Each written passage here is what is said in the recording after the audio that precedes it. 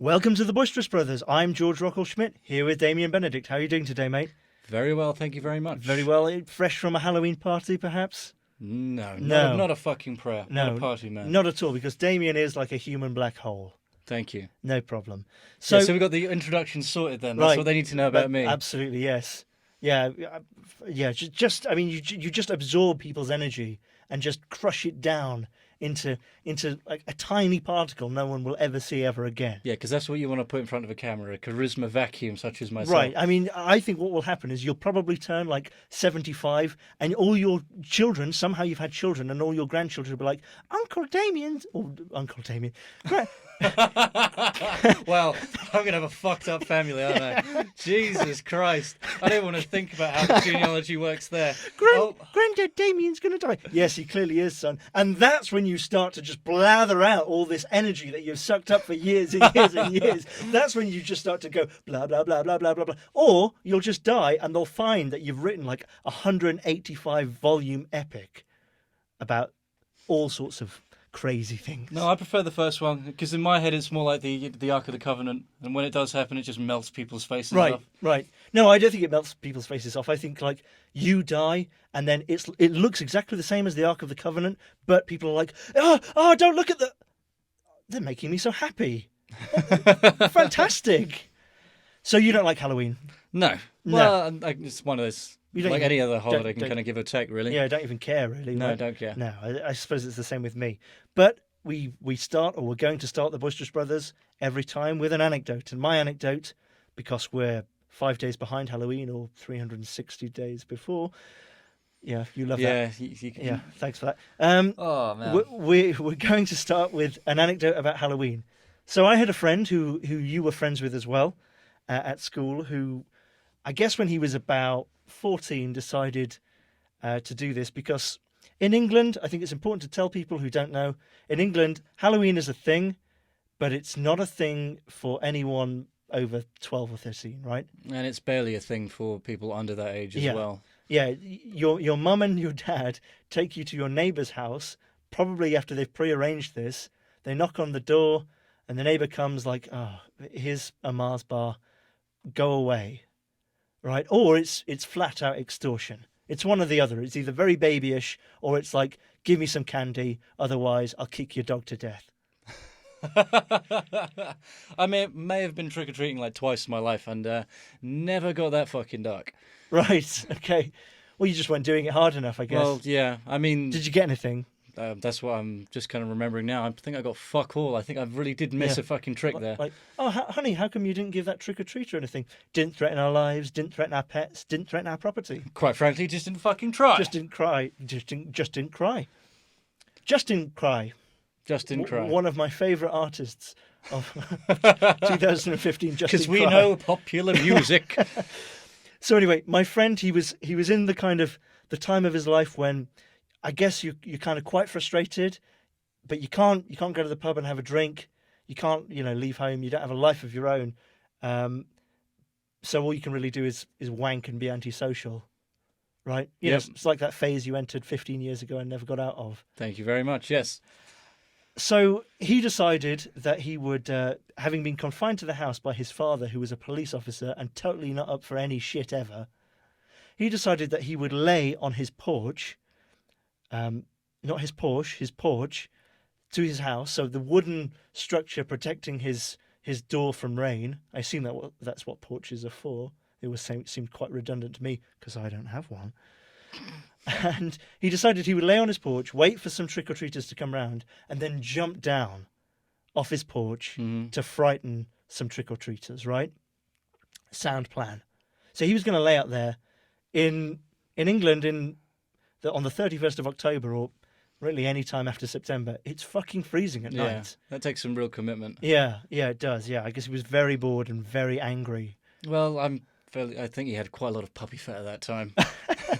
Yeah, so our mate, he's even though he's 14, he's 6'2". Yeah, he's a big guy. Yeah, and he's, like Damian said, he's got puppy fat, and not just a bit of puppy fat. He is a fat man. I wouldn't say fat man, but he was built like a fucking tank. He was huge. No, he's not fat. That's not fat. But yeah, he was huge. He's the sort of person you would want to use as a battering ram should you not be Yeah. able to find any wood. And like to his credit, if like someone that size like just fell out of the sky in front of me, I would shit my pants. If anyone fell out of the sky in front of me, I would probably shit my pants. It's just a defense mechanism. So anyway, he got out onto the porch with the aid of his cable aerial. So like he had cable installed in his house, Yeah. and they'd left a coil of it in the spare bedroom where they hadn't kind of cut it or hidden it in the wall or anything. It was just like a spare coil. But it's still connected. It's still connected and everything. It's just that they hadn't put a TV in that room, so there was enough there to kind of decide to put the TV wherever you wanted. Right, okay. And you would hide it yourself, I guess. So he used this as like an anchor to get out, like kind of like not to take his weight, but to just to kind of hold on to Yeah. while he got out onto the freezing cold porch. And he was waiting there. And I guess he was waiting there for like 20 minutes or something. And someone finally came, right? And I guess it was probably some kids and their mummies. Because as you said before, no one in England does this shit. No, not at all. And he lived in a small street. You know, like not a lot of traffic. And he decided, right, now's my opportunity. I'm only going to do this once, and it's like 8:30. Maybe that's it for the night. So he stood up, and as soon as he stood up, he went straight through the porch. He brought the roof down with him, right? So it was just like these four pillars, right? Not only did he do that, as he fell, he held on, presumably like out of instinct, onto the cable, onto the aerial cable, and pulled it out of the wall. You know, ripped it out of the wall, ripped all the bolts out of the wall that had attached it to the wall. And of course, it was attached to his father's brand new flat screen TV. This is just when flat screen TVs had come out. It was worth what, like $1,000? At least $1,000. Yeah, at least. At least $1,000. He brings that off the fucking bracket, slams straight into the wall under the window that he's gone under, like an anchor, like a grappling hook. Destroyed. Oh, what a dickhead. Yeah, there you go. That's my story. He didn't hurt himself. Somehow he didn't hurt a kid, because he would have killed a kid if he landed on it. I know we've been through this story a couple of times now, our rehearsals, but when you first started telling it, I figured what was going to happen when he's like getting out of his window with this cable thing. I thought it was going to be like an abseiling kind of disaster. He just simply goes straight through the fucking living room window or something like that. Right. Yeah. There's still like a few questions which kind of... Like, what was he thinking? Well, yeah, I mean, but like, so what I realised listening to that this time was like, considering he was so fucking massive, why didn't he just climb up onto the top of the porch from the ground up? I think it was too tall. Yeah, it was a good 12 feet. Really? Yeah, but not only that, right?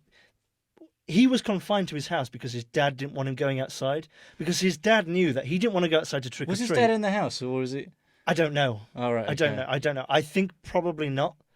But no, I think he must have been, because I think part of the reason that he didn't like just go out was because his dad was there. He couldn't just walk out the front door. His dad didn't want him to go out trick-or-treating because he knew he wasn't going to go out trick-or-treating. He knew he was going to go out to try and scare little children because he was a dickhead. Our friend's plan was to climb out the window. Yeah. So his dad, if he was there... He was there. Let's just say he was there. But, I mean, clearly he didn't... The whole point of this was to make a child scream, right? Yeah. So surely... Yeah, but then it doesn't matter. It doesn't matter if his dad knows that he's... It doesn't matter if his dad knows that he's like outside or misbehaving. It's about getting to that point, right? He doesn't care if he gets in trouble. I mean, this is a there's guy... just so many degrees of fuck up going on here, man. This is a guy who got bollocked so much when he was a kid. Did he once care? Well, yeah, he did. Well, I think he fucking cared that night. Yeah. I can't believe... I mean, yeah... I'd forgotten about this for such a long time, but I would have loved to have seen that fucking bollocking. Yeah, because his dad was totally he must have gone not... shithouse fucking mental. His dad was not the sort of person you fuck around with. Like, I wouldn't say he was mean. He just wasn't at all up for a laugh. No, not at all. No. Oh. So there you go. That's my Halloween story. What do you think of that? Would you do something like that? No, not at all. What I'm would not you a fucking do? spanner. What would you do if you were one of the mums who'd taken the kids up? Well, that was something else that was running around in my head. Did they like try to offer any assistance when he like plows through? Because he's got to be in a lot of fucking pain. I don't know. I can only speculate, but I imagine it's one of those things where they kind of would know what he was trying to do, right? Yeah. Even though it's been quite dramatic, he's fallen through the porch. I think you'd kind of know he was trying to fuck with us. Yeah. And you'd probably just say, Are you all right? And then once he was like, yes! I don't know, if I was one you'd of those leave. parents and I saw this fucking You'd kick him thug, in. I wouldn't kick him in, but I'd be like, little Johnny, piss on his face. Chop, chop. Little Like, get his Johnny wallet. piss on his face. Like Johnny's like, I've been saving my piss all night for this. I was going to put it through the vicar's letterbox. What? No, nothing. Nothing. So you know what? We should totally check out the news now because that isn't boring. Yeah. Yeah. Let's do it. Yeah, right. And who better to do it with than our man on the front, Lieutenant-Colonel Bilgewater? Hello, the Boisterous Brothers. This week, most people have been getting ready for next week. That is, the 8th of November, when Hillary Clinton's and Donald Trump will face off in an election that will decide which one of them will die in office, or who will be the first president of the Americas to be jailed. Also, Iraqis and American Special Infantry prepare to take Mosul from ISIS. Good thing the Western Coalition rebuilt the country some years ago, or things could be in quite the pickle. Yours, reportedly, Lieutenant-Colonel Anonymous Bilgewater. He's got the whole world in his bottom. He's got the whole world in his bottom. He's got the whole world in his bottom. He's got the whole world in his bottom. Frasier pulls a baby out of a cab driver's vagina. Silly Frasier subsequently embarrasses himself by describing how beautiful said vagina is. Frasier puts that baby in the back of a van as Niles reflects on his life and decides he wants that baby. Frasier won't tell Niles the truth about what he has done, and so gives him a bag of flour as a distraction. Niles, in denials, tells himself it is a real baby. We discover that Niles is a terrible father. The baby is then set on fire and eaten by a dingo. At the same time, Frasier harasses a critically ill senior in an intensive care unit. Well, that was quite something. Did you like that? Quite something. Yeah. I'm glad you do, because I fucking don't anymore. Right. Frasier was something that I was beloved as a child, and now I mean, I suppose there are many people who might be listening to this who have no idea what Frasier is. they can go fuck themselves. They can, yeah. Yes. Fuck off and die. I agree. Well, Frasier is just synonymous with you for me. I mean, every time I would go to your house, you would always be playing Frasier. And I'm talking about like 10 years old. You would just be playing videos of Frasier over and over. Often not watching them. Just, I don't know. Background noise, yeah. Just background noise, just making sure they settled into your head. Yeah, you must have seen became them. like an amniotic kind of comfort. Right, you must have seen it like 10 times. Like the whole, how many seasons are there, 11? Yeah, something like that. But like the first 4 seasons, I had all that stuff on VHS. My dad would record it off TV. Right, you see, that's not the word of a super fan, something like that. You should know how many episodes. You should know how many collective minutes. 83 episodes. That's what I had. You had fucking hell. Easy there, boy. You had 83 episodes. All on VHS, yeah. Yeah, no, it's one of the things I just used to play all the time as a kid. It was for a long time. It was beloved kind of childhood memories. I used to have a video machine up in my little bedroom when I was pissing around with my Legos and whatnot. A video machine? A video machine, a VHS. Is that like before a DVD? Yes, it was several years before the DVD. Oh, wow. Yeah, no, that's how... Yeah, we're old enough to have VHS in our lives. Yeah, I had a VHS of Men in Black 1. So did I. Yeah. It was one of my favourite videotapes. Yeah, because right afterwards, when you thought like, oh, the credits are over, I should destroy this, or rewind it at least, then Will Simpson.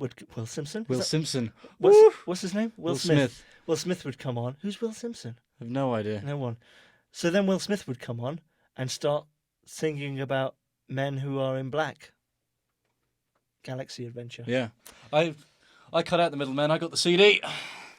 Love that shit. Did you? Yeah, I did. What was on the CD? Surely it was just that. It was that, and they had all like Danny Elfman. Remix of it or something. There was a remix of it, yeah. Yeah, I bet there was. I always, then it's fucking dreadful, but he had all the Danny Elfman stuff on there, which I really quite liked. Right. I used to listen to that over and over as a kid. Uh-huh. But yeah, no, so Frasier was like the thing for me as a kid, not because I particularly liked it at first, but... Because you were just so bored.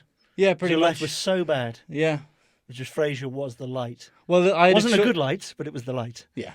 Yeah. It was a choice of 3 things, and this was definitely the lesser of 3 evils. Uh-huh. My dad and my uncle would record shit off TV all the time.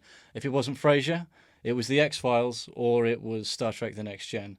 The X-Files. It just gets nerdier and nerdier. I've never seen The X-Files ever. I've seen maybe one or two as a kid, but I can't remember it at all. I know Mulder and Scully, and That's all you need to know. I know the theme tune. Scared the shit out of me when I was a kid. I'd always have to turn it over. So obviously, if for whatever reason, maybe you're in brain jail or something, you can't tell what Damian was talking about in his synopsis. He was talking about a moment in Frasier, or an episode in Frasier, when Frasier's brother has to look after a bag of flour. Am I right? Correct. And he does this because he's a hungry parent. He's parentally hungry. No, not Hungry parent. A hungry parent. He's not a parent, but he's hungry to be a parent. Mm. But the problem is he's very gay. Yes, but I don't think that's got any kind of bearing on the episode. That's Right. just how they set up the characters. Yeah, right. Yeah, it's just. But he's gay for parenting. Proper gay. Yeah, right. I'm glad we've got this out there now. Yeah. Yeah. Yeah, we really punctuated there with a nice proper. Proper, yeah. Very, kisses and everything. So yeah, I think what's worth mentioning is, so Niles wants this baby, and like Frasier suggests, But Niles doesn't have a girlfriend. he's got his wife at this point. Oh, right. Yeah, okay. Maris is still. It's quite early on. Yeah. Because honestly, when I first watched Frasier, I thought like the joke was that he was gay, and that he was married to Maris, he was married to his wife, but I thought the joke was he was gay. Mm. But no, that's just. Well, they toyed with it quite a bit. I guess so. But yeah, no, I think what we should kind of address is like the use of this like child proxy in the episode. Like Niles is given a bag of flour to kind of simulate A child. childcare, basically. Right, and we've seen this many times before in other things. Like for me, mostly cartoons. Right, it's usually like, this week, class, you have to look after an egg or a hacky sack or whatever it is. You have to look after some mass that they draw a face on, and the main character gives a funny name to. Yeah. Yeah. And I haven't questioned it properly up until now, really. But it's the most bizarre Exercise of just kind of non-thinking, really. Why would this make teenagers consider anything about children? It's nothing to do with children, really. Whatever the goals are, they're just not clear, and how you kind of regulate that. And... Right, because it seems to be that the goal is we give kind of pubescent kids, especially girls, it seems to be aimed at, these bags of flour or whatever, or maybe it's a baby with a monitor inside it or something, like an electrical sensor, and they have to look after it for a week, and they have to make sure that when it cries, they feed it, and that they take it everywhere and they don't leave it anywhere. But that's not what a baby is. A baby isn't like a Tamagotchi, like you feed it 3 times a week and that's it, and you can like bundle it in the back of the car, right? Yeah. Because I assume that's what you would do with the flour. You wouldn't walk around a fucking shopping centre with a bag of flour. No, I mean that's kind of the point that I was getting at. Like anyone, or if you did, you'd put it in a shopping bag. You wouldn't have it with you. It's too late at this point, because the first exercise you have when you're given this bag of flour is you've got a Sharpie in one hand and you have to give it a personality. Right? Yeah. Yes, you can't draw a little mustache on it though. All these Hitler babies. And there's lots of little mustache people out there. Why do you have to go to Hitler? Yeah, it was Hitler. It was definitely Yeah, it was Hitler. Yeah. Yeah, that's what everyone does. Gives it a proper nice haircut and everything. And yeah, I mean, obviously these Smiley things, Hitler. like these things must come up in kind of conjunction with a sex ed class. And Yeah, right. It's particularly in America, if they have, I think sex ed over there is up and down like a fucking... Yeah, state by state, right? Yeah, but I mean, when it is kind of viable, it's usually around 14, 15, right? So you can't... Yeah, I guess. I mean, 2 things I wanted to say. One, for my sex ed, I remember, we learned about everything up until the baby coming out of the lady, right? Which I think is probably how it was put. But I mean, we learned about sex. We learnt about how the baby's formed in the stomach. Not in the stomach, Jesus Christ. It's another hungry parent. In the stomach. I had a friend who said to me once, I was fisting my girlfriend last night. And I said, what? He was like 16. I said, what? Yeah, I was fisting her. And I said, but wouldn't that really hurt her? And he said, what? Why? And I said, because like a fist is like the size of a baby's head. And that fucking hurts coming out. And he's like, oh my God, babies don't come out of a vagina. They come out of a belly button, you fucking idiots. So maybe we can't be saying anything about people's sex educations. Well, yeah, I do forget that we went to school with a lot of fucking donkeys. So what I wanted to say was I didn't learn anything about sex ed or I didn't learn about the process after the baby was born. But I remember talking to you like a week ago about something to do with this. And you said you went to a primary school where you watched a video about sex ed when you were like 9. Yeah. And then when you were 15, at the school you and I went to together, they showed you the same video. Exact same video, yeah. Right, which is obviously quite regressive. Yeah. It's, because I remember all the sex ed that we were getting when we were like 15 and 16 was just the most pure ass shit. Oh, God, yeah. I mean, the bulk of it was that video. I don't Just really condescending rubbish. Yeah. Yeah. And it's very kind of flowery, gentle, condescending, as you Yeah. say. It was rubbish. Yeah, so I guess it's kind of like that for these places that I've only ever seen this thing as a way of kind of mocking that. I've only ever seen the flower thing as a joke on TV. What about you? I mean, you've never known anyone who's had a flower baby. There's definitely not anything that happens in the UK, not at all. No. But I wouldn't be surprised. No, in the UK it's real babies. Yeah. Yeah. From the IT teacher. But, Yeah. no. Yeah. It's a lawsuit. But I'm fairly sure there are certain places in America that will be doing that. Yeah. Particularly in the Bible Belt. They've got all kinds of weird shit going on there. Yeah, right. I don't know. It's just a waste of time. That's what we're saying, right? I can't see any virtue to it at all. Other than... I'm surprised, it's not something that's completely obsolete. Yeah, it must be. It must be, though, right? You can only hope so, because, I mean, like, the value of... Or else it never happened, or else it's just, we're really gullible. a creation of these things. Well, it could be, but I could definitely imagine, like, the egg exercise. Mm-hmm. But I don't see how that is meant to teach you how hard it is to be a parent. You don't have to take your egg to a doctor and the doctor say, oh, yeah, he's blind in one eye, or anything like that, You don't have to look at your baby and think, my baby's 7 months old, but I can already see that it's way too touchy-feely.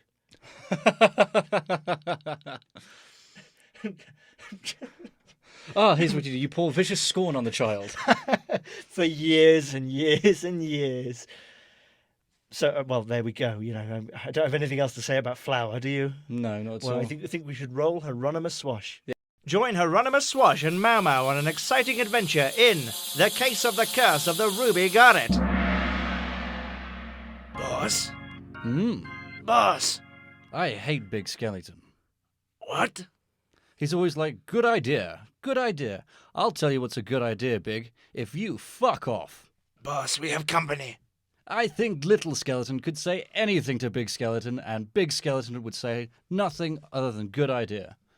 Leave Funny Bones aside for a moment and help me with this client. Someone's here? For us? Yes, a lady. Wedding ring? What? What? What? Wedding ring. I don't understand. Does she have a wedding ring? Oh, no. What did you think I meant? I didn't hear you. I thought you were saying something about wedding ring. Wedding ring? What does that even mean? I don't know. Why would I say that? I don't know. That's why I was confused. Oh, I see. All right, let's go and see her. Good evening, madam. I am Hieronymus Archimedes Swash, crime fighter extraordinaire. And this is my assistant and manservant, Mau Mau. Hello. It's a pleasure to meet you. I am... I, of course, know who you are, Lady Persephone Priscilla Telephone. How may I be of assistance? It's about a priceless family heirloom, a ruby garnet, taken from my own home not 2 nights ago. Why not go to the police? I'm afraid, Mr. Swash. Please, just Swash. Oh, my God. I'm afraid, Mr. Swash, although you have no reason to trust me. My reasons are my own. And you want us, of course, to find this missing ruby garnet for you, even though it itself may be stolen. I can only give you my word that it belongs to me, and I have good reason not to go to the police. You make a good argument, Lady Persephone. What? Allow me to talk to my assistant for a brief moment. Very well. Mau, did you see that saucy wench? She's a beautiful. What the? Like a duck with an orange in its mouth in a tray of citrus gravy. Like a beautiful orchid in a field of far less beautiful orchids. A magnificent swan with the finest Feathers? bed of pan-fried sage and garlic sautéed potatoes. You're hungry, aren't you? Immeasurably. Lady Persephone! We've... Lady Persephone? Look at the marks in the carpet. She's been dragged off. Damn it! No one in the hallway. Some dastardly villain took Lady Persephone in the few moments we had our backs turned. Look, boss. There she is, on the street being put into a car. It's a two-door Buick. I can't see the men's faces. Both are around 6 feet tall. White. Heavy build.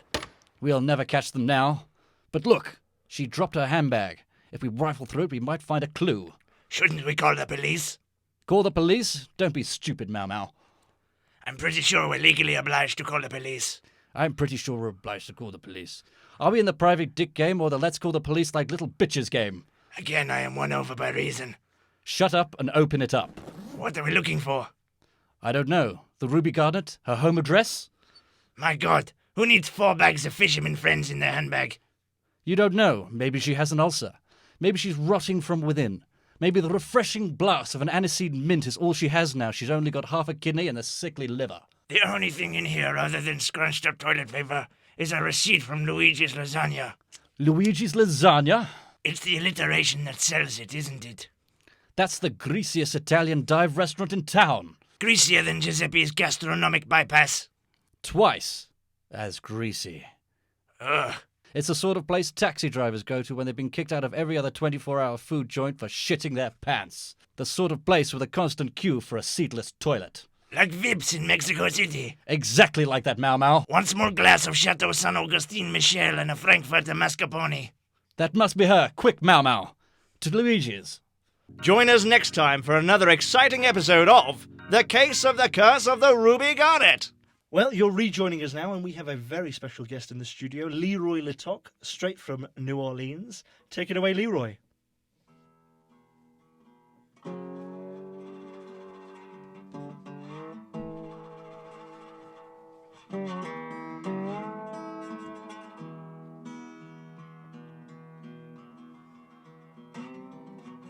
Return back, Mars Bar 2, Wichita Club, and you.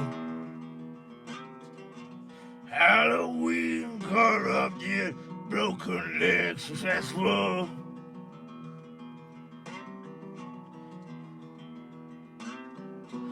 I'm from schizophrenia, yeah, over there. Buffalo Bill, on the hill, over there, everywhere, in the night of hell. Pumpernickel.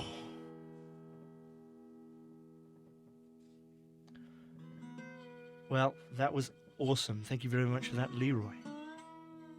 Wasn't that good? It was alright. This one's called Magic Socks. I wake and stand, and the new sun hits my back. The night's still in my eyes. These days are one. Realities to memories, memories forgotten. The only thing that keeps me moving forward are my socks. My socks keep my feet from chafing on the faux leather of my shoes. They prevent my feet from getting dirty on the kitchen floor. They keep me warm in my bed at night. My socks tell me what to do. My socks don't make me do anything, but my socks are always right. My socks know what is best to say, how I should behave, what is nourishing for me to think. Sometimes I think that when my socks get old and have many holes in them, I will throw them off a cliff while still wearing them. I love my socks. And that's from Gokun in Nashville. Thank you very much for that, Gokun. So we were talking about Halloween, Yes. and you don't like Halloween.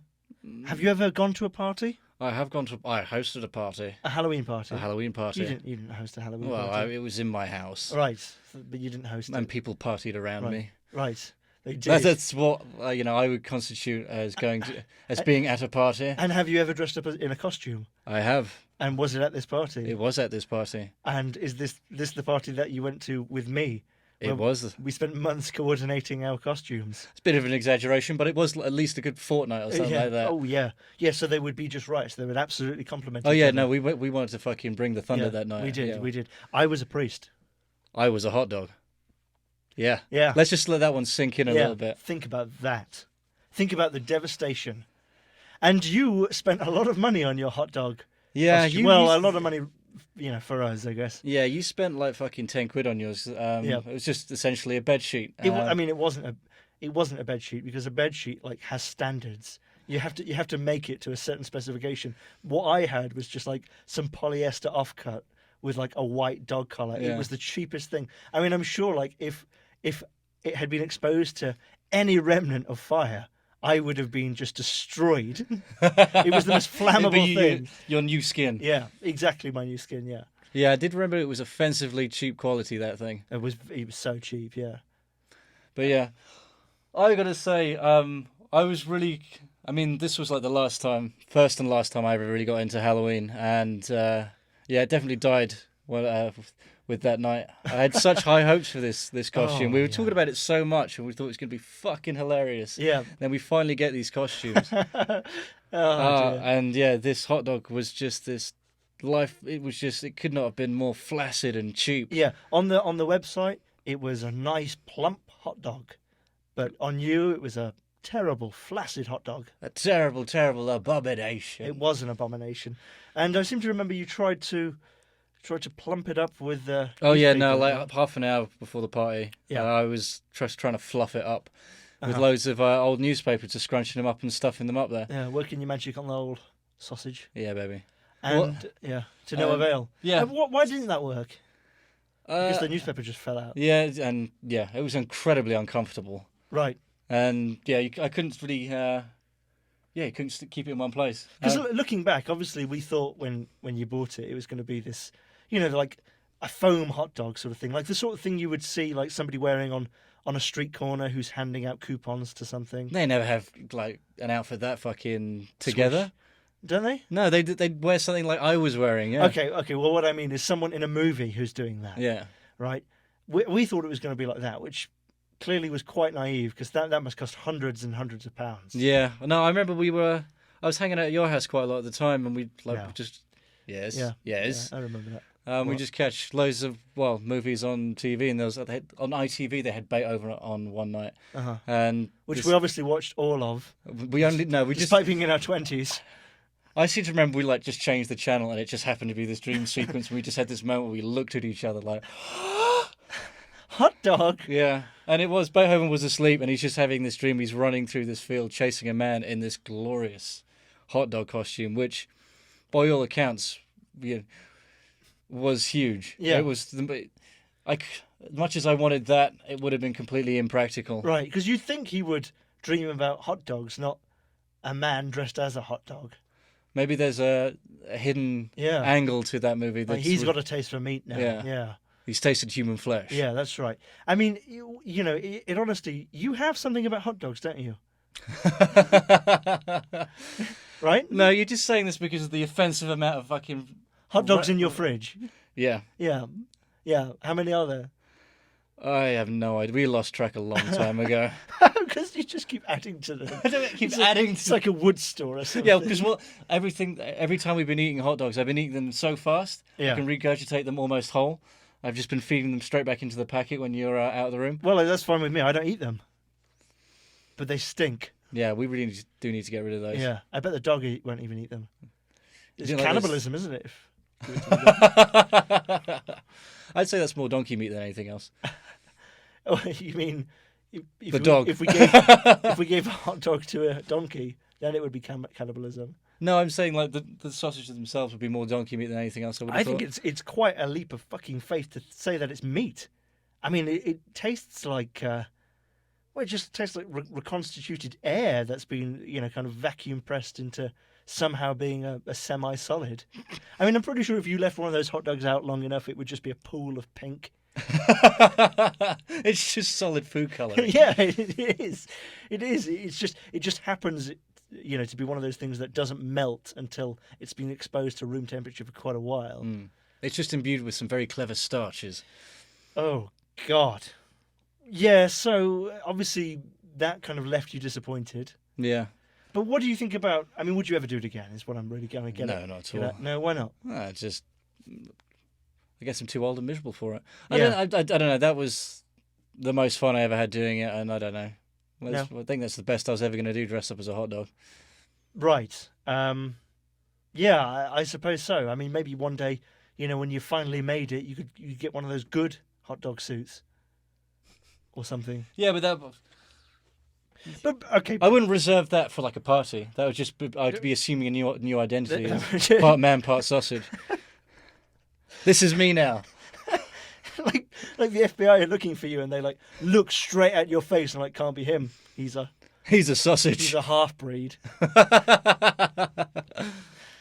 the other guy's like, you can't say that anymore, Tony. Jesus fucking Christ. It's 2017, or whenever this occurs. I imagine sooner rather than later. Oh yeah. But what I mean is can you understand the spirit of Halloween? Or is it just something you like, utterly shrivels your tiny, tiny penis? I can understand it, but I won't tolerate it anymore. Why? I mean, just exaggerating. I just don't get into it. That's all. Right. And it's one of those because I'm a real kind of contrarian. I see too many people, kind of the people that do enjoy it, turn me off. I remember you giving shit to our fat friend, or maybe semi-friend would be the better thing to say, because he went to your party not dressed up. He went in like a leather jacket and a beer gut.